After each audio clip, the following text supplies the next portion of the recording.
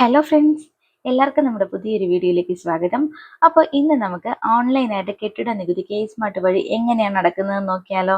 അപ്പോൾ അതിനു മുന്നേ വീഡിയോ കാണുന്നവർ ആരെങ്കിലും നമ്മുടെ ചാനൽ സബ്സ്ക്രൈബ് ചെയ്യാനുണ്ടെങ്കിൽ നമ്മുടെ ചാനൽ ഒന്ന് സബ്സ്ക്രൈബ് ചെയ്ത് സപ്പോർട്ട് ചെയ്തേക്കണേ. അപ്പോൾ നമുക്ക് വീഡിയോയിലേക്ക് കിടക്കാം. അപ്പോൾ അതിനായിട്ട് നമ്മുടെ ഫോണിലെ ഗൂഗിൾ ക്രോം നമ്മൾ ഓപ്പൺ ചെയ്യുക. ഇതിൽ നമ്മൾ സ്മാർട്ട് എന്ന് ടൈപ്പ് ചെയ്യാം കേട്ടോ. സ്മാർട്ട്. ഓക്കെ, അപ്പോൾ നമുക്ക് ഇങ്ങനെ ഒരു വെബ്സൈറ്റ് ആയിരിക്കും ഫസ്റ്റ് കാണാൻ സാധിക്കുന്നത് കേട്ടോ. അപ്പോൾ അതിൽ നമ്മൾ നോക്കുക, ഡയറക്റ്റ് നമുക്ക് പ്രോപ്പർട്ടി ടാക്സ് എന്ന് പറയുന്ന ഓപ്ഷൻ കൊടുത്തിട്ടുണ്ട്. അത് വേണമെങ്കിൽ നമുക്ക് സെലക്ട് ചെയ്യാം. അപ്പോൾ നമുക്ക് ഈ വെബ്സൈറ്റ് ഓപ്പൺ ചെയ്ത് നോക്കാം. അപ്പോൾ ഓപ്പൺ ചെയ്യുമ്പോൾ നമുക്ക് ഇങ്ങനെ ഒരു വിൻഡോ ആയിരിക്കും വരുന്നത്. അപ്പോൾ നമുക്കിപ്പോൾ പ്രോപ്പർട്ടി ടാക്സ് അടയ്ക്കണമെന്നുണ്ടെങ്കിൽ നമുക്ക് രജിസ്റ്റർ ചെയ്യേണ്ട ആവശ്യമില്ല കേട്ടോ. അപ്പോൾ അതിനായിട്ട് നമ്മൾ താഴത്തേക്ക് സ്ക്രോൾ ചെയ്യുവാണെങ്കിൽ ഇവിടെ ക്വിക്ക് സർവീസസ് എന്ന് പറഞ്ഞിട്ട് കുറച്ച് സർവീസ് കൊടുത്തിട്ടുണ്ട്. അതിൽ സെക്കൻഡ് ഓപ്ഷൻ കണ്ടില്ലേ, പ്രോപ്പർട്ടി ടാക്സ്, അത് നമ്മൾ സെലക്ട് ചെയ്യാം കേട്ടോ. പ്രോപ്പർട്ടി ടാക്സ് എന്ന് പറയുന്ന ഓപ്ഷൻ സെലക്ട് ചെയ്ത് കഴിയുമ്പോഴത്തേക്കും നമുക്ക് ഇങ്ങനെ ഒരു വിൻഡോ ആയിരിക്കും കാണാൻ സാധിക്കുന്നത്. ഇതിൽ നിങ്ങൾ നോക്കുകയാണെങ്കിൽ 4 ഓപ്ഷൻസ് കാണാൻ സാധിക്കും. Property tax, quick pay, download receipt, estimate tax rate. ഇതിൽ ഫസ്റ്റ് ഓപ്ഷനായ പ്രോപ്പർട്ടി ടാക്സ് ക്വിക്ക് പേ എന്ന് പറയുന്ന ഓപ്ഷൻ നമ്മൾ സെലക്ട് ചെയ്യുക. അപ്പോൾ നമ്മളോട് കുറച്ച് ഡീറ്റെയിൽസ് ചോദിച്ചിട്ടുണ്ട്. നമ്മുടെ ബിൽഡിങ്ങുമായിട്ട് ബന്ധപ്പെട്ടുള്ള ഡീറ്റെയിൽസ് ആണ്. അത് നമ്മൾ കൃത്യമായിട്ട് തന്നെ ഫില്ലപ്പ് ചെയ്ത് കൊടുക്കുക കേട്ടോ. ഫസ്റ്റ് നമ്മുടെ ഡിസ്ട്രിക്ട് നമ്മൾ ഇവിടുന്ന് സെലക്ട് ചെയ്ത് കൊടുക്കുക. ശേഷം ലോക്കൽ ബോഡി ടൈപ്പ് ഏതാണെന്ന് വെച്ചിട്ടുണ്ടെങ്കിൽ നിങ്ങൾ നോക്കിയിട്ട് സെലക്ട് ചെയ്ത് കൊടുക്കുക. അതിനുശേഷം നമ്മുടെ ലോക്കൽ ബോഡി നെയിം ആണ് ചോദിച്ചിട്ടുള്ളത്. ഇവിടെ ഓപ്ഷൻസ് ഉണ്ടാവും. നിങ്ങളുടെ ലോക്കൽ ബോഡിയുടെ നെയിം എന്താണോ നിങ്ങൾ അവിടെ നിന്ന് സെലക്ട് ചെയ്ത് കൊടുക്കുക കേട്ടോ. അതിനുശേഷം നമ്മുടെ വാർഡ് ഡീറ്റെയിൽസ് ആണ് ചോദിച്ചിട്ടുള്ളത്. നിങ്ങളുടെ വാർഡ് ഏതാണെന്ന് വെച്ചിട്ടുണ്ടെങ്കിൽ ഇവിടുന്ന് നോക്കിയിട്ട് സെലക്ട് ചെയ്ത് കൊടുക്കാം. ലാസ്റ്റ് വരുന്ന നമ്മുടെ കെട്ടിടത്തിന്റെ നമ്പർ ആണ് കേട്ടോ. ഡോർ നമ്പർ നിങ്ങൾ കൃത്യമായിട്ട് തന്നെ ഇവിടെ എൻ്റർ ചെയ്ത് കൊടുക്കണേ. ഇനി എന്തെങ്കിലും സബ് നമ്പേഴ്സ് ഉണ്ടെങ്കിൽ അതും കൂടെ നിങ്ങൾ ഇവിടെ ടൈപ്പ് ചെയ്ത് കൊടുക്കുക. അതിനുശേഷം താഴെ കാണുന്ന സെർച്ച് എന്ന് പറയുന്ന ഓപ്ഷനിൽ നമ്മൾ ടച്ച് ചെയ്യുക. ഓക്കെ, അപ്പോൾ നമുക്കിവിടെ സെർച്ച് റിസൾട്ട് കാണാൻ സാധിക്കും. നമ്മുടെ ബിൽഡിങ്ങുമായിട്ട് ബന്ധപ്പെട്ടിട്ടുള്ള ഡീറ്റെയിൽസ് ഇവിടെ കൊടുത്തിട്ടുണ്ട് കേട്ടോ. അപ്പോൾ നിങ്ങൾ ഓക്കെ ആണെന്നുണ്ടെങ്കിൽ ഇവിടെ സെലക്ട് എന്ന് പറയുന്ന ഒരു ഐക്കൺ കാണുന്നില്ലേ, അതിൽ നമ്മൾ ടച്ച് ചെയ്യുക. അപ്പോൾ നമ്മളിവിടെ നോക്കുകയാണെങ്കിൽ ഡിമാൻഡ് ഡീറ്റെയിൽസ് കാണാൻ സാധിക്കും. ഇതിൽ നമ്മുടെ ബിൽഡിങ്ങുമായിട്ട് ബന്ധപ്പെട്ടിട്ടുള്ള കംപ്ലീറ്റ് ഡീറ്റെയിൽസ് കൊടുത്തിട്ടുണ്ട് കേട്ടോ.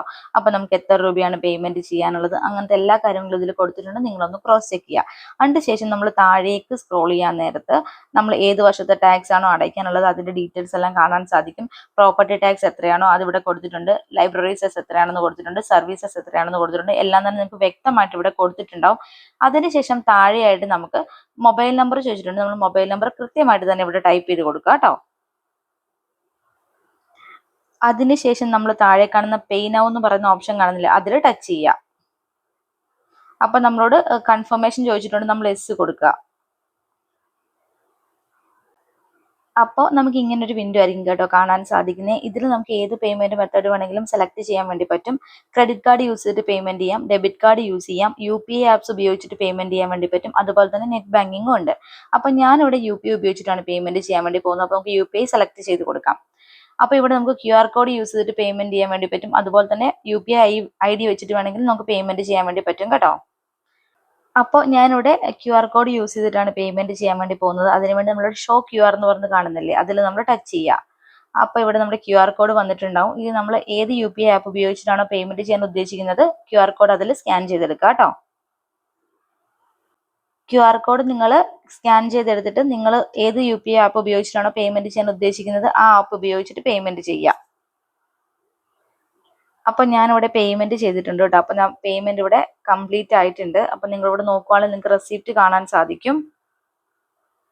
ഇതാ ഇവിടെ ഓപ്പൺ എന്ന് പറയുന്ന ഓപ്ഷൻ കണ്ടില്ല, അത് നമ്മൾ ടച്ച് ചെയ്യുവാണെങ്കിൽ നമ്മുടെ റെസിപ്റ്റ് ഇവിടെ വരുന്നുണ്ടാവും കേട്ടോ. അപ്പോൾ നമ്മുടെ ട്രാൻസാക്ഷൻ ഇവിടെ സക്സസ്ഫുൾ ആയെന്ന് പറഞ്ഞിട്ടൊരു മെസ്സേജ് നമുക്ക് ഇവിടെ വന്നിട്ടുണ്ട് കേട്ടോ.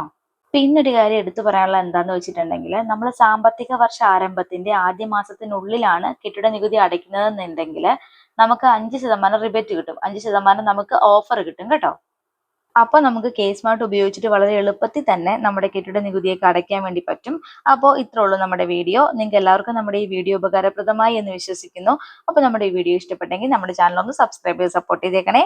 ഇനിയും ഇതുപോലെ ഉപകാരപ്രദമായിട്ടുള്ള വീഡിയോസ് ആയിട്ട് നമ്മൾ വരുന്നതായിരിക്കും. Thank you for watching.